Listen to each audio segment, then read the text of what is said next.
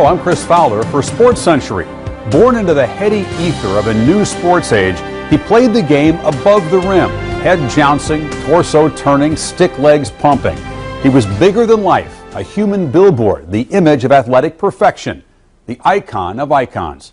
He was Michael Jordan, MJ, his airness.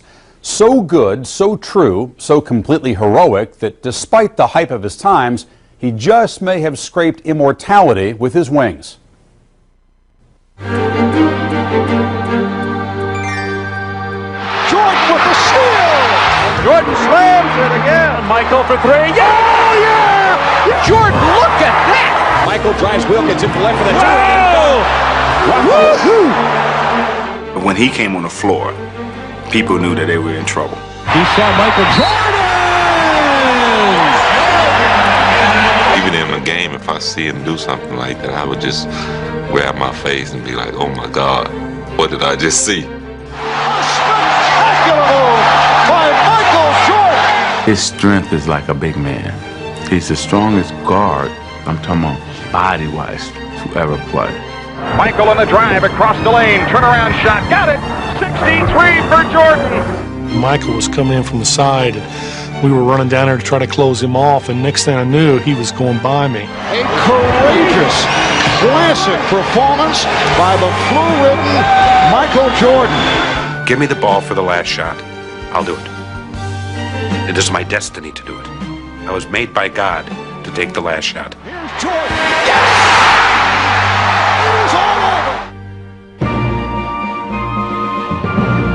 In what was widely thought to be his last game in the NBA, Michael Jordan led the Chicago Bulls to a storybook ending in Game 6 of the 1998 Finals. Michael working on Russell, brings them to within one.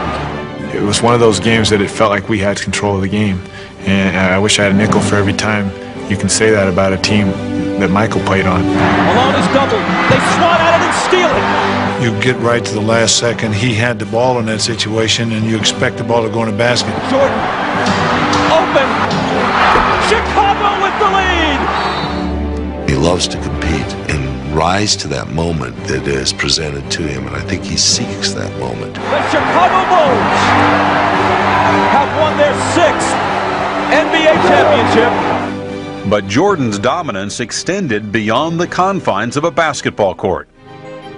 It's hard to overstate Michael Jordan's greatness, but he has done it at a time when everything has come together. Michael Jordan is CEO Jordan. MJ, those new Air Jordans. He had all of the media exposure that the other guys before him didn't have on internet, cable, satellite TV. Game 4 in Chicago, in a word, Michael. Yes, it was a national holiday. Michael did not take off, he just took off on the niche. He became the Pied Piper. Television ratings followed him, fans followed him. They flocked into stores to buy anything that was endorsed by him. You better eat your Wheaties. Michael Jordan created all kinds of fans, including a lot of women fans. Please welcome Michael Jordan.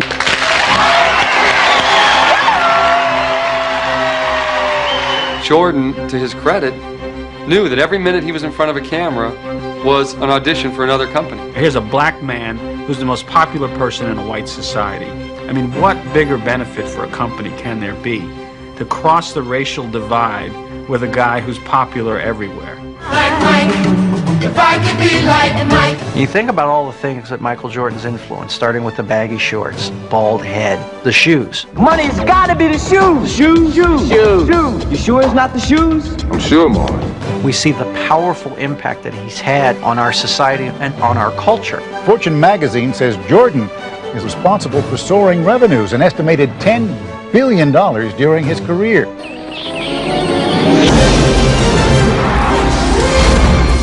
It goes across national boundaries where friends of mine go to the heart of the Congo and they see kids in number 23 Chicago Bull uniforms.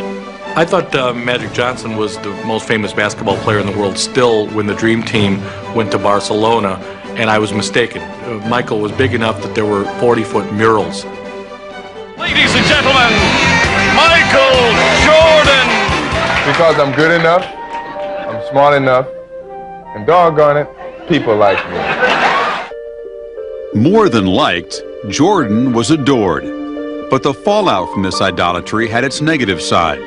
For even as public Jordan mushroomed into a global marketing colossus, the private man shrank ever deeper into a glass-walled isolation chamber. He told me once that when he walks through a crowd, even if he appears not to be looking at the people in the crowd, he can feel every eye on his skin. And he said it's like a burning feeling. Until I'm alone again, I feel the burning, those eyes looking into me. If you're Michael Jordan and you're that celebrated and that good, the phone rings 1,000 times a day with people who have ideas that they say are good for you. This is going to be really good for you. It's not good for you. It's good for them. He said those 2.5 hours on the court every game night is the most peaceful time of my day. He said because it's like there are invisible walls around the court. It's the one part of my day that no one can touch me, no one can come up and ask for an autograph, no one can pitch a business deal. I'm meditating out there. On or off the court, Jordan guarded his carefully tilled public image. He has an awful lot of clout. And I've heard from more than one person that if you step outside the bounds of how he wants you perceived, then the word will get to you. We wrote a story about him in Sports Illustrated when he was trying to play baseball. And I think the story was fairly sympathetic, but the cover was Bag It, Michael. And he, to this day, will not talk to this magazine. Whenever Michael appears in public to come down from his hotel room, he is always dressed immaculately because he knows that there are people in the lobby that maybe are going to get a 20-second glimpse of Michael Jordan for once in their life. And he wants to portray a certain image in a certain class.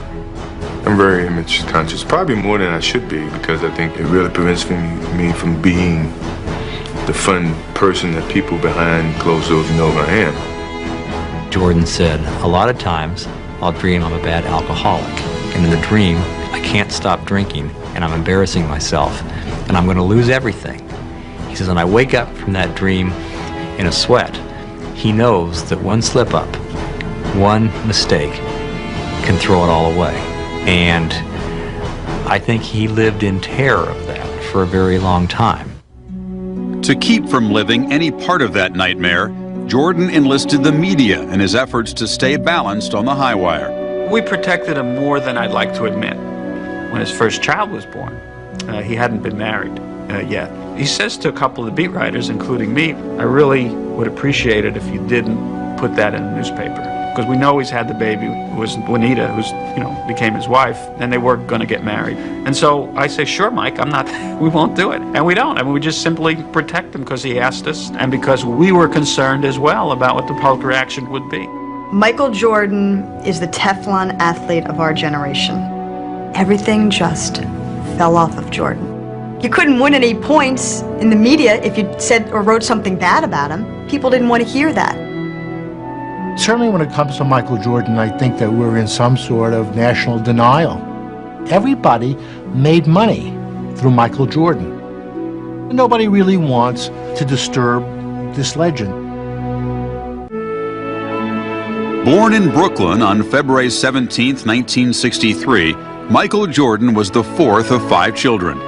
When he was still an infant, his father James and mother Dolores moved the family back to their native North Carolina, where they eventually built a home in the seaside town of Wilmington. As a kid, he watched Roots and sort of had a vague idea of what the whites did to the blacks in our country. And I think that he said he got a little angry, but his parents wouldn't let him carry it very far and, be better than that, rise above it. He would watch his father working around the house, and his father would have his tongue sticking out while he was working. And whenever Michael would go to work, he'd have his tongue sticking out too. He kind of is the one that kept things going, constantly energetic, moving, involved, always involved in sports, always involved in activity. I'd say mischievous would be the best word to describe him. One day, Jordan's youthful confidence was shaken to its roots. He was only about 12 years old. He and a friend of his were swimming out by Wrightsville Beach, and they got caught in an undertow and got swept out to sea, and his friend died. That's probably where a lot of his fear of water came from. I don't think he went back to the beach that much after that. If Jordan's interest in swimming died with his friend, he always had a natural-born desire to outdo all comers, especially his older brother Larry. I grew up playing against my brother, and that's the best way that you can learn competition. And once you feel like you can beat your brother, you can beat anybody. He just was determined that he was going to win. And once he started to beat Larry, then, well... But Jordan's secure sense of his athletic self was severely challenged during his sophomore year at Laney High School. He failed to make the varsity basketball team. It was only probably 5'9", 5'10". He was the best sophomore that we had, but at the time we really did not need a guard. He says, I looked at the list and I went down it. I went past the J's and I wasn't there. And I went back up again and I wasn't there. He says, and I ran home and my mom was at work. There was no one at home. And I went to my room and I closed the door and I cried so hard.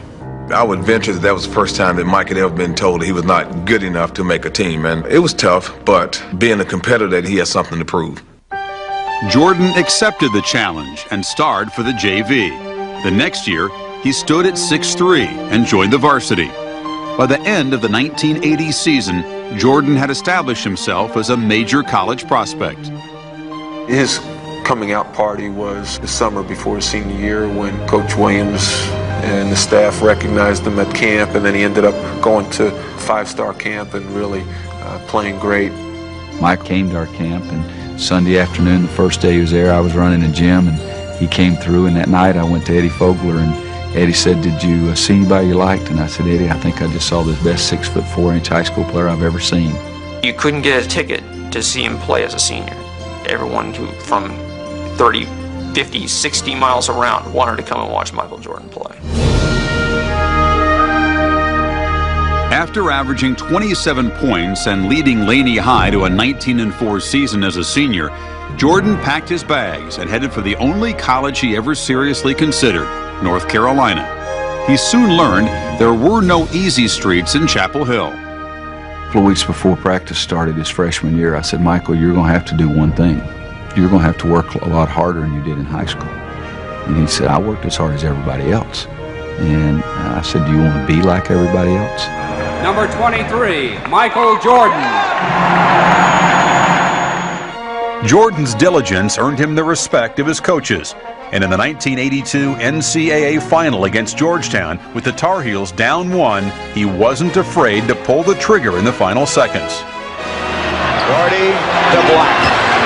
The time, 18. Shot, Jordan! Michael Jordan! North Carolina has won the NCAA championship. The confidence and the competitiveness really grew in huge leaps and bounds after that freshman year. He competed from day one, and he worked and improved his shooting, outside shooting, as he kept getting better every year he played. Gannon nearly loses it out. It is stolen now by Jordan. Uh-oh, they love that. MJ up in the rafters. Michael in the locker room before practice would point to somebody and say, I'm going to dunk on you today. And, it's like you didn't want to make eye contact with him because you didn't want to get picked. Jordan pulls up on a 3-on-2 right now. Drive! Oh, what a jam! After an All-American sophomore season, Jordan was named Player of the Year as a junior in 1984, while leading North Carolina to a #1 ranking and a meeting with Indiana in the Sweet 16. 3.5 hours before the game, we have a pregame meal and walkthrough. Pregame meal's over, we're all kind of sitting there, and Coach Knight goes down the list on who has who, and he comes to Jordan. And he gets this kind of sick look on his face, and he says, Dockage, you've got Jordan. I went back to my hotel room and I threw up. But Dockage's defense helped hold Jordan to only 13 points as Indiana upset North Carolina. Jordan never played another minute for the Tar Heels. Before winning a gold medal that summer at the 1984 Olympics, he entered the NBA draft. I told a very good friend of mine who had a draft pick that year that was pretty high in the NBA, and I said, you got to take Jordan. Well, we need a center. I said, play Jordan at center.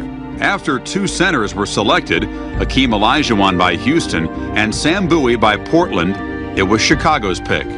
The Chicago Bulls picked Michael Jordan of the University of North Carolina. Rod Thorne, who drafted Michael, said at the time that he's going to be a fine offensive player, but not the kind that you could build an entire franchise around. Nobody really knew how good Michael was going to be. What were the Chicago Bulls before him? Cows. You have to remember that Chicago nights are cold, and they can be full of despair, and they can be brutal. And all of a sudden, there was something glorious right in the middle of the night. Here's a kaboom! I'm like, fasten your seatbelts. This is going to be a hell of a ride. You just knew it from day one. Earning Rookie of the Year honors, Jordan led the Bulls to the playoffs for the first time in 4 years. Then, with veterans Larry Bird and Magic Johnson, he lifted the NBA and the game itself to unprecedented heights. In his career with the Bulls, he won 10 scoring titles, including 7 straight, and had the highest career average in league history, 32 points. He got 69 points in a game against Cleveland. He also had 18 rebounds. I said to my partner, do you realize we're watching a legend? This is like watching Babe Ruth. In '92, Portland had its great season, and they were going into the finals against the Bulls, and Clyde Drexler had a great season. And there was a lot of talk that Clyde would be the MVP. Before the game, Michael says, we'll show who's the best player in the league. And he gets 35 points in the first half of Game 1 against Drexler, including 6 3-pointers with his famous sort of shrug. There's Jordan for 3! Yes!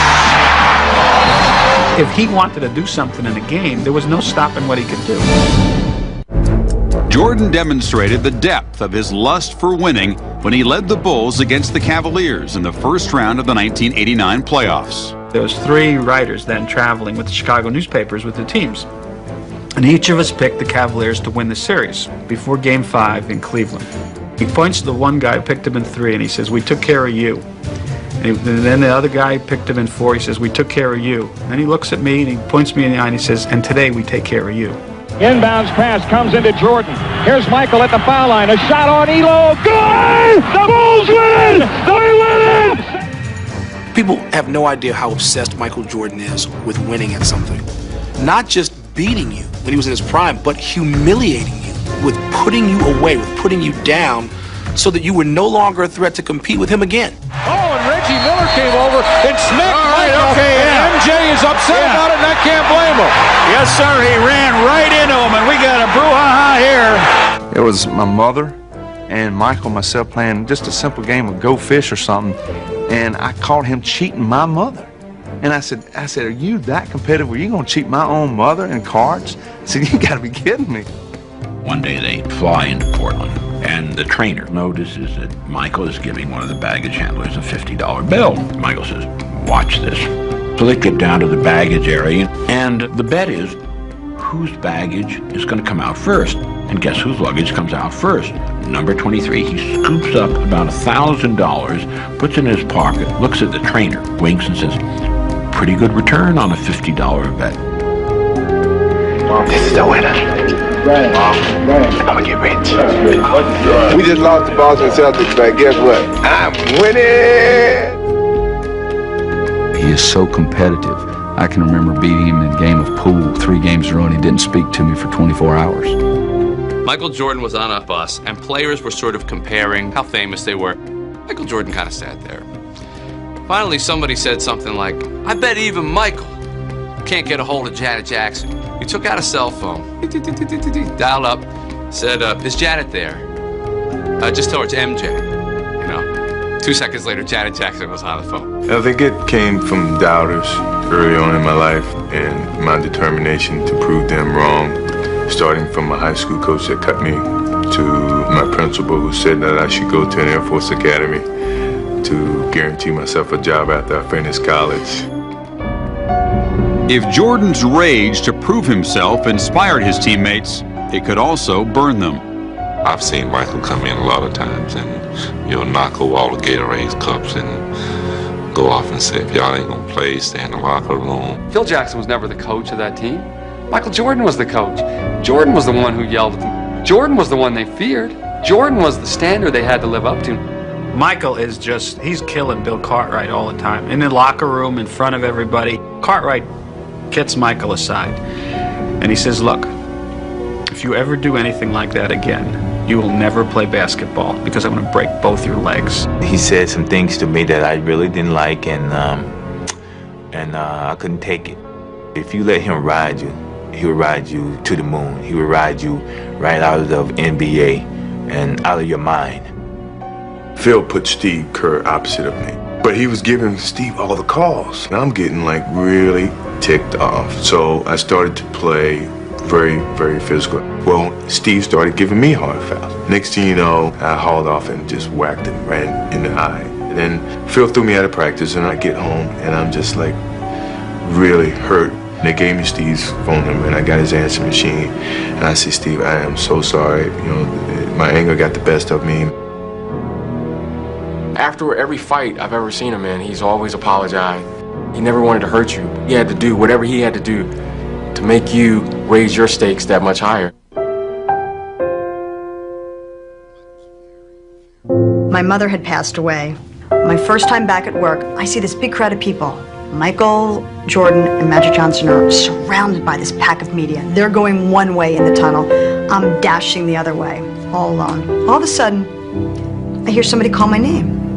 I turn around. There's Jordan. He said, Andrea, I just wanted you to know how sorry I am about your mother. I was shocked. That told me more about Michael Jordan as a person than any other dealing I'd had with him in the 7 years that I covered him in Chicago. What was your call on that last play? That was get the ball, Michael. Everybody get the out of the way. Go to the basket. With a weak supporting cast, the Bulls won just 3 playoff series in Jordan's first 5 seasons. Twice they were eliminated by Detroit, known as the Bad Boys for their rough playground tactics. We knew how dangerous he was, and we knew going into the playoffs that we had to do something special. And so we very definitely devised what we called the Jordan rules. Every time he came to the basket, as opposed to giving up layups and dunks because that would energize their team and give them momentum, we would rather send him to the foul line. It was important that we mentally intimidated him, whether he had to knock him down or send 3 guys at him or just look mean, nasty, ugly in his face. In July of 1989, Doug Collins was replaced by assistant coach Phil Jackson, who had an idea how the Bulls might win. I called Michael in and told him basically what I saw as a problem with the team is that, everything's centered around him. I said, the team had to share the basketball. And he said to me, you're not going to run that equal opportunity offense, are you? And I said, yeah, I am. Phil Jackson's trying to convince Jordan that the triangle offense is going to work. During the game, Jordan comes over to me at press row and he goes, can you believe this freaking offense? This is ridiculous. He got double or triple teamed in a game in Milwaukee, and Bill Cartwright is screaming for him to throw him the ball. And he says, I'm all by myself, you're double teamed. Michael felt the team had a better chance of winning if he was shooting off double teams versus Bill Cartwright or Horace Grant shooting by themselves. There was a lot of feeling that Michael Jordan didn't make his teammates better, that he wanted to score all the time, and that he wouldn't pass the ball to certain people, and there was a feeling that he was not quite good enough to win a championship. Everyone's saying that a scoring leader can't be an NBA champion. I never believed that. He came to a point in his life, in his career, like, man, if I don't trust these guys, I don't think I'm going to win that championship. And once he decided to do that, the sky was the limit for our ball club. The Chicago Bulls advance to the NBA championship round. After defeating their nemesis, the Pistons, for the Eastern Conference title in 1991, the Bulls charged to a 3-1 lead over the Lakers in the finals. In Game 5, Jordan was faced with the ultimate sacrifice. Phil Jackson will tell you that during the huddle of the final game against the Lakers, he finally had to get in Michael's face. I mentioned to him that John Paxson was open. Michael made a point of finding John Paxson in that 4th quarter for 4 jump shots in a row. And that really kind of sealed the factor that he was a guy who was willing to give the ball up at a time when he knew that he had to do whatever it took to help his team win. The Chicago Bulls have won their first ever NBA championship. After Michael won the first title, he seemed to say, okay, I'm just going to kick everybody's ass. There's no one out here who can stop me. There's no one here who can stop my team if I am the team player that I should be. A penultimate kind of moment for him as a leader. As the last of the first three-peat championships against Phoenix, we'd won 2 games out in Phoenix. We couldn't finish them off in Chicago. We got to go back to Phoenix. We were straggling out to the plane. On the plane strides Michael Jordan. Can of beer in his hand, big cigar. And he stopped and he looked around and he said, anyone that doesn't think we're going to win the championship, get off the damn plane. And he said, let's go, boys. I didn't even pack for 2 games. Let's go out there and win this game and fly back tomorrow night. Pippen runs down the lane, dumps it out the horse. Paxson for 3. Yeah! Yeah! Hit the 3! Because Jordan had so passionately embraced the team concept, the Bulls won 3 straight championships. But soon, very soon, the team would have to adjust to life without him.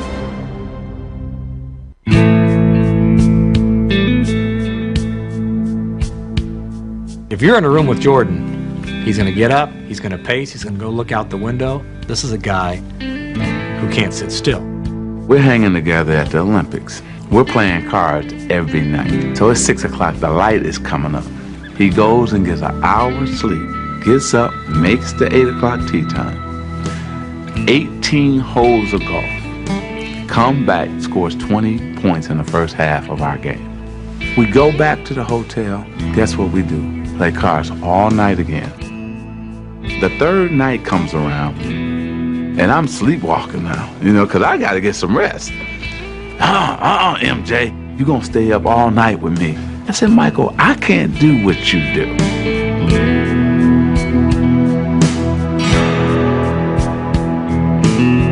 To me, it wasn't a surprise that he got in trouble gambling because he goes all out. He's the ultimate chase bettor. Lose, double up. Lose, double up. The team won the first championship. He got invited to the White House, and Michael says he's not going. And the team's in a turmoil. On the day his team was going to the White House, Michael Jordan was, in this game, gambling with one guy who was a convicted drug dealer, another guy, a bail bondsman who was funding the game, who eventually got murdered by his associates. And then it turns out that, he wrote a check for his gambling losses, which is, was a paper trail he, was naive about. A crack had formed in Jordan's carefully constructed facade. 6 months after the Bulls' first championship, a book detailing Jordan's rough treatment of teammates and the special treatment the club accorded him hit the New York Times bestseller list. Its title, The Jordan Rules. Paxson has the flu and it's about 103-degree fever, and he comes in, gets his medication, goes home. Now Jordan gets it a couple of days later, calls in, they send the trainer out to his house. In 1993, another book claimed Jordan lost $1 million on the golf course. Meanwhile, the media, once Jordan's vigilant protector, feasted on a report that he gambled the night before a playoff game in New York. All he wanted was just some respect about the issue. Hey, I went down to Atlantic City. I didn't do anything wrong. I didn't miss practice. What are you getting on me for? As soon as he went to the golf course and started losing too much money to please us, he was pilloried for, is your gambling really under control there, Michael? As the story gained extended life, Commissioner David Stern was forced to take a closer look. While Jordan simmered and the media swarmed, a former U.S. federal judge was hired to conduct a league investigation. I don't think he regrets the gambling. I think he remains angry that the gambling is what people tried to bring him down on. He felt like that he had been over backwards for the media so much that it really hurt him to have anything negative come out about him. One North Carolina state investigator described the murder of James Jordan as something that could have happened to any one of us. But in this case, the shooting victim was the father of Chicago Bulls superstar Michael Jordan. He and James were alike, and they ran around together. They buddied up together. I have no doubt he was closer to James than anyone else in his life. And And here's his best friend and his dad gets murdered. It brought on an onslaught of absurd media attention, people trying to link his father's death to the fact that he had gambled. Everything just sort of closed in on Michael. When I lose the sense of motivation and the sense of to prove something as a basketball player, it's time for me to move away from the game of basketball. I needed a change. I just felt I was being engulfed by the success that I've gathered at that time. People were coming in and saying that this is clearly he was being driven from the league for other reasons, whether it was his gambling or something else. I laughed at the time. 2 days after Jordan retired in October of 1993, Stern announced his 4-month investigation had turned up no evidence that the Bulls star violated league rules. But it was too late. The following spring, Jordan tested himself in a new career. I watched him play baseball, and we met afterward, and we met in the bar, and they came to my room. We talked for hours into the night. And I was just telling me, like, what a waste. Why would you give up being the best player in the game? I think he took up a spot in a joyride in a hobby that somebody who had a legitimate chance of playing in the big leagues might have taken. He got paid to go to fantasy camp. He knew people were going to get on him. His dad wanted to play baseball. That's the reason. Not because Michael wanted to play it so much, because his dad wanted him to give it a shot. He said, I get up every morning, and I get in the car, and I look over, and my dad's there. And I think to myself, we're doing this, Pops. We're doing this together. We're going to get this done. And I think it was classic morning. His dad always did crossword puzzles. I looked up there one morning, and there he was doing a crossword puzzle. And I never saw him do one when his father was alive. Those minor leaguers were the best thing that happened to me. It was their true love for the game. And I lost that. And I found it again, playing minor league baseball. Michael Jordan is returning. He released a press release today that said, quote, "I'm back." When he came back from baseball, all of a sudden you see him trying to get the best out of people. Now, instead of knocking somebody's confidence, he's trying to help them raise their confidence. 55 points by Michael Jordan. It kind of liberated him, but you really didn't know the effect of what it all meant until he won a championship on Father's Day. An emotional moment for Michael Jordan. The tears are flowing. That was the first time I realized that he wasn't there, and it was a very touching situation. It was very hard for me to deal with at that particular time. In his first full season back in 1996, Jordan had not only led the Bulls to another title, but a 72-10 record, the best in NBA history. He won a spot on the all-defensive team for the 7th of 9 times. And by adding a twisting fadeaway jumper to an offense that once relied on power and flight, Jordan at 33 stood alone. It's almost like he allowed us to doubt him. And then he came back and said, okay, I've shown you all that stuff. I've been through that. I'm a human just like you. But I'm still the best. With Michael, if he's going to do something, it's not worth it for him to just do it. He has to win at it. In fact, he's taught our children that. My kids love to play basketball. They ask me to come up and watch them play one-on-one. I tell my youngest to come over and sit down, and I talk to him about being able to accept losing, but yet still competing. I said, watch, I'm going to go out here and I'm going to play your brother, and I'm going to show you exactly what it's all about. So I'm playing him pretty serious, and I know that at any point in time I can steal the ball and I can go ahead and win the game. But my oldest kid hit a basket, so it's 4-2. I'm saying, well, I got to get serious here because I'm really trying to prove a point to my kid. So the oldest fakes one way, head and shoulder fakes, and throws up the most luckiest shot you ever seen, and it goes in. And I'm pissed. And I look back at my son. He looked at me and said, next. And I looked, and I turned away and I smiled. I'm saying, you know what? That's my son. Because that's exactly what I would say. When we return to Sports Century, Mr. Jordan goes to Washington.